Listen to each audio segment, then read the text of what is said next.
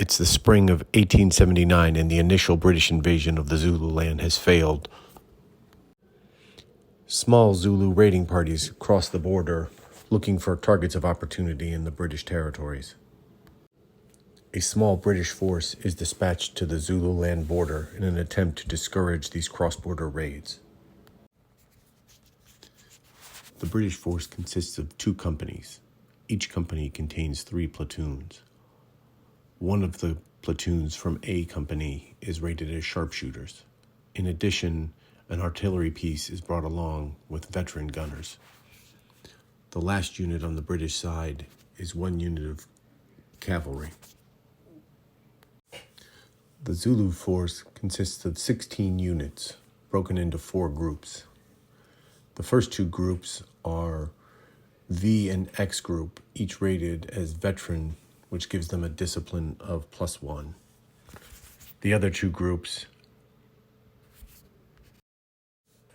Y and Z group, are rated as regular. The rules for today's game will be the Men Who Would Be Kings modified for 6mm. With these rules, one of the ways they add a bit of variability to any gameplay is through the leadership value. Prior to starting a game, you would roll 1 die for each unit. Based on the chart and the type of unit, you would assign the corresponding leadership value. This leadership value is used whenever a unit chooses an action that is not considered a free action for that particular unit type.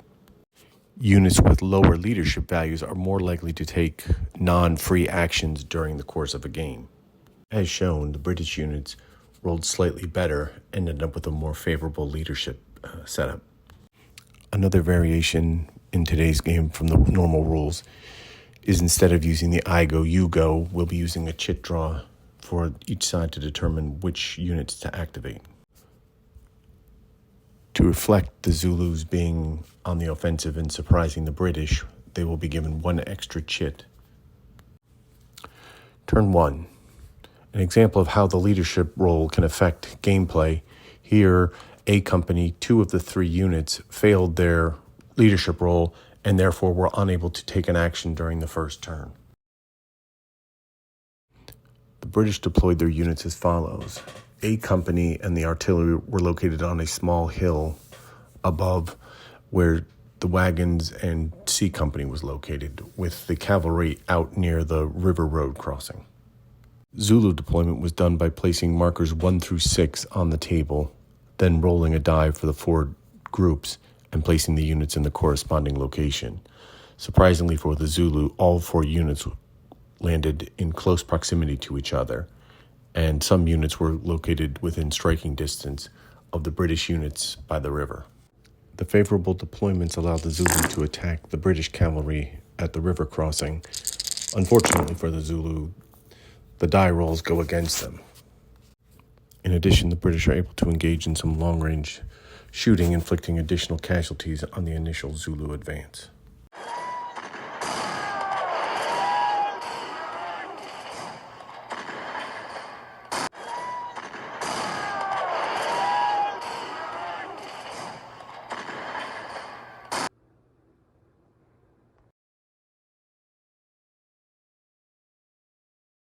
Turn 2. Some favorable rolls allowed the Zulu to advance en masse at the double.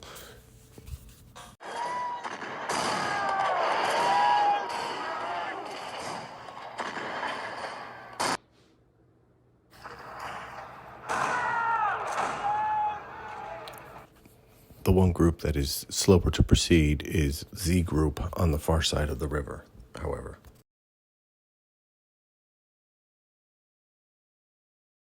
Turn 3. Zulu units advancing at the double are able to finally reach the encampment. The encampment is considered soft cover, therefore it requires 2 hits in order to score a kill on the British units. This staves the British disaster. Zulu units are advancing en masse, heading towards the camp, while the British attempt to bring A Company down into the lower camp to support C Company.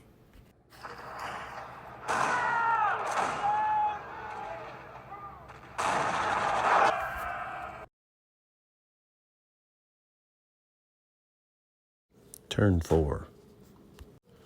Zulu units hit 3rd Platoon of C Company and push them back off the wagon logger. In addition, numerous other Zulu units close in, and next turn will be within striking distance of additional British forces.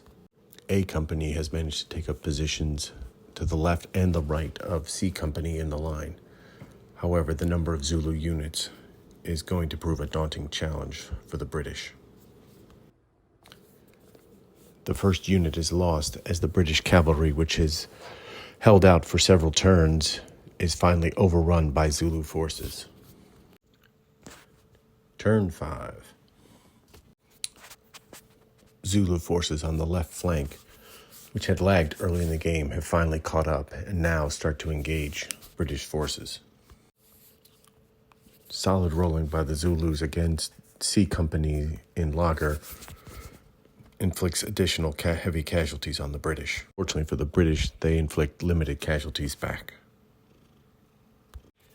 Several British units had concentrated fire on a single Zulu unit that had been weakened in a previous turn, hoping to knock it out and force morale checks across a wide variety of Zulu units. Unfortunately, they came up one kill short. 3rd Platoon of C Company has been pushed further back into the camp as the Zulu unit is now inside the British camp.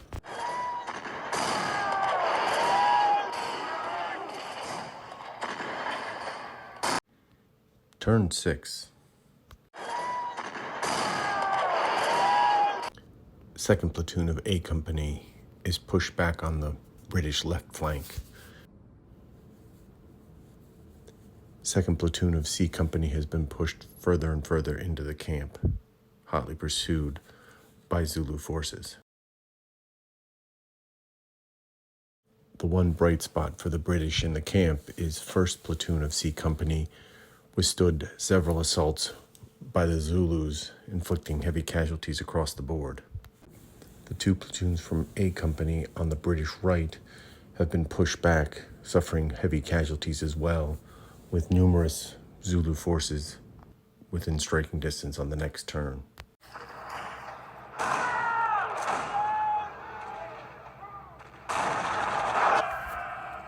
Turn 7. A costly turn for the British, as 3 units are knocked out of the game. Zulu forces have reached the camp and overrun the vast majority of it and are now advancing on the hilltop.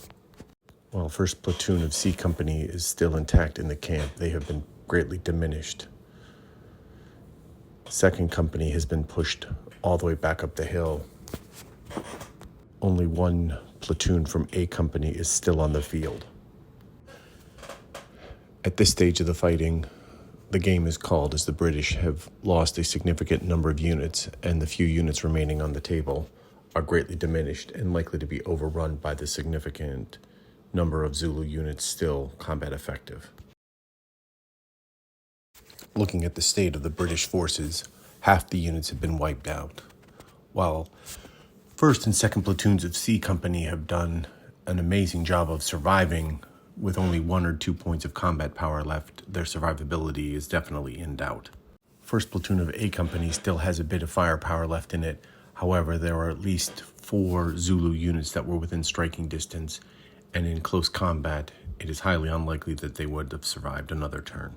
Looking at the first 2 groups of Zulu forces, X Group, while having endured significant casualties, still has enough firepower left in some of its units to continue the fight. The Zulu V Group has 2 units that are close enough to full strength to be more than a match for anything left on the British side. Y Group on the Zulu side had a number of units that had been heavily diminished. However, 2 units were still strong enough, again, to be more than a match for almost everything that the British had left on their side. The Z Force for the Zulu, which was the last one to engage the British, while taking heavy casualties from the British right flank, still has significant combat power. In looking at the game, the Zulus benefit from a couple of things. First off, their deployment space. One Zulu unit was close enough to engage with the British cavalry on the very first turn. The other 3 Zulu units, while not as close, were right behind and were closely grouped together. This deployment allowed them to concentrate overwhelming numbers at the point of attack and required the British to redeploy several of their units in order to support the main camp.